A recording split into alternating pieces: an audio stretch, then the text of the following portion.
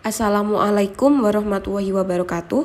Perkenalkan, saya Widya Rahmawati Kusuma, NRP 058 dari kelas 3D3IB. Pada kesempatan kali ini, saya akan mempresentasikan tugas kesehatan dan keselamatan kerja pada area dapur komersial. Untuk slide pertama, yakni membahas tentang pengertian, di mana dapur komersial merupakan suatu tempat untuk menyimpan, menyiapkan bahan makanan, sehingga dapat diolah sebagaimana makanan tersebut dapat dikonsumsi dengan memiliki fasilitas dan peralatan dapur yang lebih praktis, serta tampilan yang lebih minimalis. Untuk pelaksanaan kesehatan dan keselamatan kerja di dapur, merupakan salah satu bentuk upaya untuk menciptakan dapur yang aman, sehat, bebas dari pencemaran lingkungan, sehingga dapat mengurangi dan atau bebas dari kecelakaan kerja dan penyakit akibat kerja yang pada akhirnya dapat meningkatkan efisiensi dan produktivitas kerja.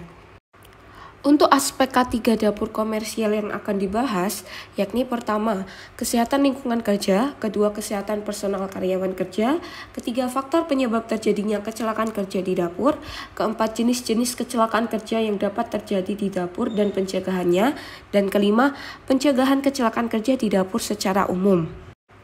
Untuk aspek pertama, yakni kesehatan lingkungan dapur, di mana terdapat dua faktor, yakni lingkungan fisik dapur, serta peralatan dan perlengkapan dapur. Untuk lingkungan fisik dapur, yakni meliputi lantai, dinding, pintu dan jendela, ventilasi, lampu penerangan, dan lain-lain. Di mana di sini perlu penjagaan kebersihan karena dapur sebagai tempat pengolahan makanan, yang dimana setiap saat menerima bahan makanan untuk diolah. Lalu, untuk peralatan dan perlengkapan dapur, di sini mencakup cara-cara pembersihan, penyimpanan, dan penentuan desain peralatan. Di mana di sini terdapat berbagai cara. Salah satunya yakni selalu membersihkan ventilasi, langit-langit atau seling, pintu, dan jendela secara teratur agar selalu dalam keadaan bersih. Lalu, lantai dan dinding hendaknya selalu dibersihkan dengan menggunakan air, sabun panas, kemudian dikeringkan. Untuk aspek K3 kedua, yakni kesehatan personal karyawan kerja. Pada aspek di sini, yakni mereka ditunjuk untuk lebih berhati-hati dalam menjaga standar kebersihan, dikarenakan mereka akan berperan dalam kebersihan secara keseluruhan. Beberapa hal yang perlu dilakukan karyawan dapur untuk menjaga kesehatan yakni sebagai berikut. Pertama, yakni mandi harus teratur 2 kali sehari.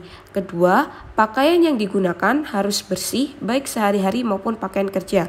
Ketiga, tangan pada setiap kali akan bekerja dan sesudah bekerja harus dicuci dengan sabun. Keempat, kuku harus dipotong pendek dan selalu dibersihkan setiap hari. Kelima, rambut, jenggot, dan kumis harus dicukur bersih dan rapi. Keenam, rambut dicukur rapi dan tidak terlalu panjang. Ketujuh, tangan tidak boleh menyentuh mulut atau bibir selama menangani makanan karena mulut dan gigi merupakan sumber bakteri. Untuk aspek ketiga, yakni faktor penyebab terjadinya kecelakaan kerja di dapur. Untuk faktor di sini terdapat dua faktor, yakni faktor manusia dan faktor lingkungan. Untuk faktor manusia sendiri, pertama, yakni keletihan dan kelemahan daya tahan tubuh. Kedua, cacat tubuh yang tidak kentara atau bodily defect. Ketiga, kesalahan dalam menggunakan api dan alat yang panas. Keempat, kesalahan dalam menggunakan mesin atau peralatan, baik elektronik maupun yang non-elektronik. Kelima, bekerja terlalu tergesa-gesa sehingga terpeleset. Dan keenam, kurangnya pengetahuan dan keterampilan pelaksana. Ketujuh, sengaja tidak peduli terhadap apa yang dikerjakan. Untuk faktor lingkungan, yakni terdapat 5.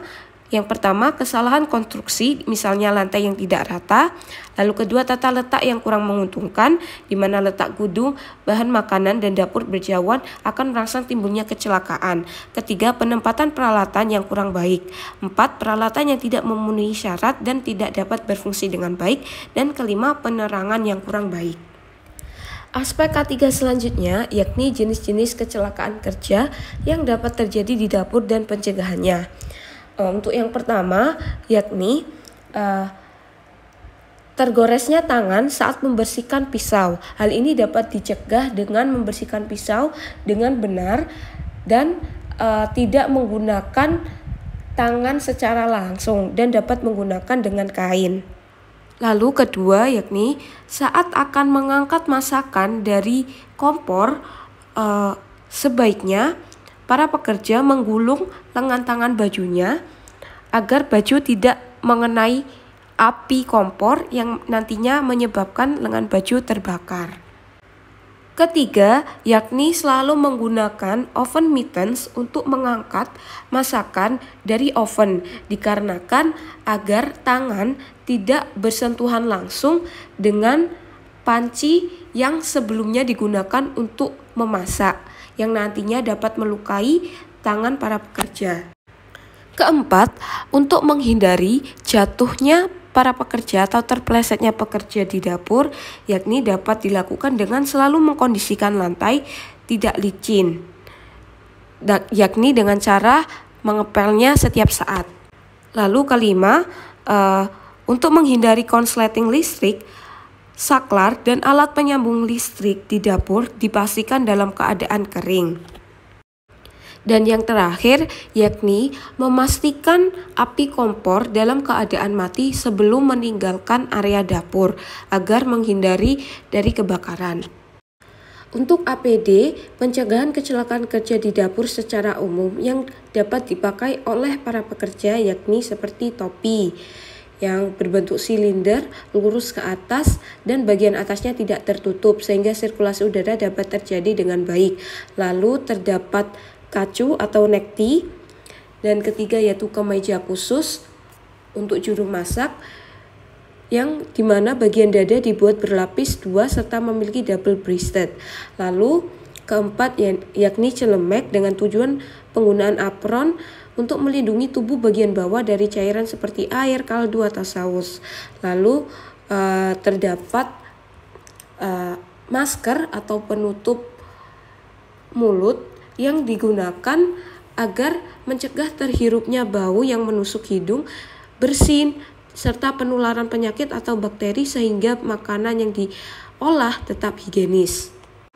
Lalu kelima yakni sarung tangan atau hand gloves, di mana dibutuhkan dalam proses pengolahan makanan agar tangan dan makanan tetap higienis atau bersih sehingga mencegah penyebaran bakteri berbahaya. Dan yang ketujuh yakni terdapat lap yang berfungsi untuk melindungi tangan dari alat-alat panas seperti panci dan oven. Lalu yang terakhir di sini terdapat sepatu khusus untuk juru masak agar tidak mudah terselip saat berada di dapur. Dan ketika terdapat alat tajam yang terjatuh, maka tidak akan melukai kaki para juru masak. Sekian presentasi dari saya. Mohon maaf jika terdapat salah kata. Wassalamualaikum warahmatullahi wabarakatuh.